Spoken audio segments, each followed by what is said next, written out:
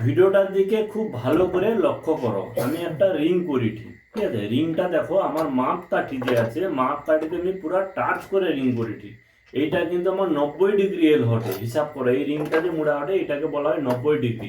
পুরো টাচ আছে দেখো, পুরো টাচ করে কিন্তু করি। ঠিক এইবারে হুকের পাশে যে হুকটা করা হয় এইটা কিন্তু বলা হয় 45 ডিগ্রি।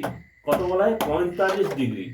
এইটাও কিন্তু আমি পুরা আমার মাপ কাঠিতে পুরো টাচ করে 45 ডিগ্রি হুকটা মোড়া হইল।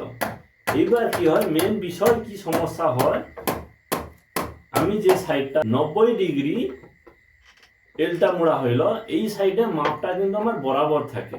মানে আমি যদি 7 ইঞ্চি রাখি 7 ইঞ্চি থাকে, 8 ইঞ্চি যদি রাখি 8 ইঞ্চি থাকে।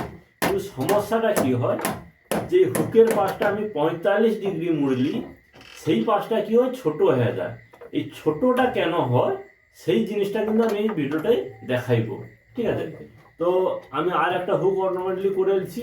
এইবার তোমাকে আমি আগে যে রিংটা করে রাখছি, যেটা আমি পুরো আমার মাপ কাটতে টাচ করে আমি মুড়ছি, সেইটা আমি দেখাই। দেখো এই 90 ডিগ্রি সাইডে কিন্তু আমার মাপ পুরো বরাবর আছে, কিন্তু এই সাইডটা যে আমার 45 ডিগ্রিতে যেটা মোড়া হয়েছে সেইটা দেখো আমার মাপের থেকে কম হয়েছে। অর্থাৎ 7 ইঞ্চি সাইডও কম হয়েছে, 8 ইঞ্চি সাইডও সেম 45 ডিগ্রি সাইডে কম হয়েছে। তাই কেন কম হয় দেখো, এইখানে কি হয়, যতটা কম আছে সেইটাই আমার মাপ কাঠি থেকে ঠিক ততটা ক্লিয়ার করে যদি আমি এইখানে 45 ডিগ্রি হুকটা মুড়ি, দেখো তোমার মাপ বরাবর হবে। তবে মুড়ি ঠিক মুড়ার পরে তুমি বিষয়টা লক্ষ্য করে দেখো যে পুরা বরাবর সেম। দেখো আমি ক্লিয়ার দিয়ে করেই কিন্তু হুকটাকে মুড়লি, ঠিক আছে?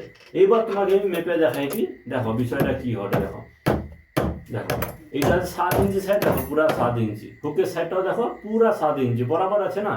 8 ইঞ্চি সাইডটা দেখো সেম 8 ইঞ্চি। হুকের সাইডটা দেখো পুরা 8 ইঞ্চি, পুরা মাপ বরাবর আছে না। বিষয়টা কি বোঝা গেল?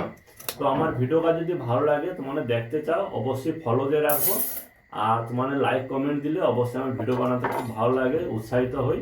তো ঠিক আছে, এখন আসছি, আবার দেখা হবে একটা পরের ভিডিওতে।